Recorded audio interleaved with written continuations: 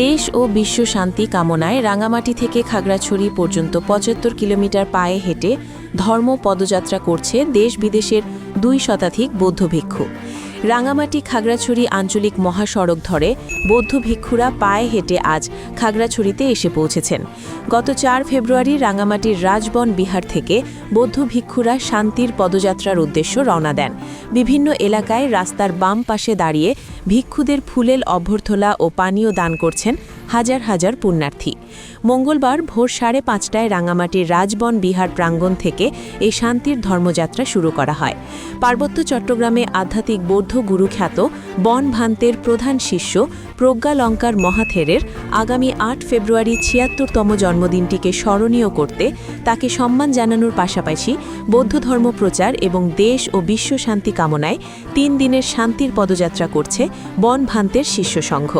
এতে থাইল্যান্ড থেকে আগত ভিক্ষুসহ ২ শতাধিক ভিক্ষু এ শান্তি ধর্মযাত্রায় অংশ নিচ্ছে। বিভিন্ন এলাকায় রাস্তার বাম পাশে দাঁড়িয়ে ভিক্ষুদের ফুলেল অভ্যর্থনা ও পানীয় দান করছেন হাজার হাজার পুণ্যার্থী। এ সময় রাঙামাটি খাগড়াছড়ি সড়কের পাশে যে সকল বৌদ্ধ বিহার রয়েছে সেখানে শান্তির পদযাত্রায় অংশ নেয়া বৌদ্ধ ভিক্ষুদের যাত্রা বিরতি সহ বিভিন্ন ধর্মীয় অনুষ্ঠানে ও প্রার্থনার আয়োজন করা হয়। এ ধর্মযাত্রায় অংশগ্রহণ করতে পেরে খুশি পুণ্যার্থীরা।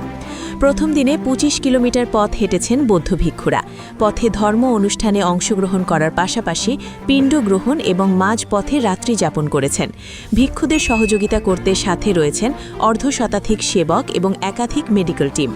বন ভান্তের ভিক্ষু সংঘ বাংলাদেশের সাধারণ সম্পাদক বিমল আনন্দ মহাথেরের জানান, বন ভান্তের প্রধান শিষ্য প্রজ্ঞালঙ্কার মহাথেরের আগামী ৮ ফেব্রুয়ারি ৭৬তম জন্মদিনটিকে স্মরণীয় করতে তাকে সম্মান জানানোর পাশাপাশি বৌদ্ধ ধর্ম প্রচার এবং দেশ ও বিশ্ব শান্তি কামনায় ৩ দিনের শান্তির পদযাত্রা করছে বন ভান্তের শিষ্য সংঘ।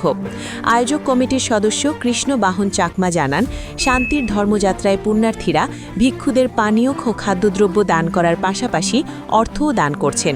এ শান্তির ধর্মযাত্রায় প্রাপ্ত দানের সকল অর্থ রাজবন বিহারের নির্মাণাধীন বিশ্ব শান্তির প্যাগোডার জন্য দেওয়া হবে। উল্লেখ্য, পার্বত্য চট্টগ্রামে বৌদ্ধ ভিক্ষুরা বিভিন্ন সময় ছোট ছোট ধর্ম পদযাত্রা করলেও এমন ধর্মযাত্রায় অতীতে হয়নি জানিয়েছেন আয়োজকরা। ধর্মযাত্রাটি আগামী ৬ জানুয়ারি খাগড়াছড়ির ধর্মপুর আর্য বিহারে গিয়ে শেষ হবে। Desk news, Kalchakra 24।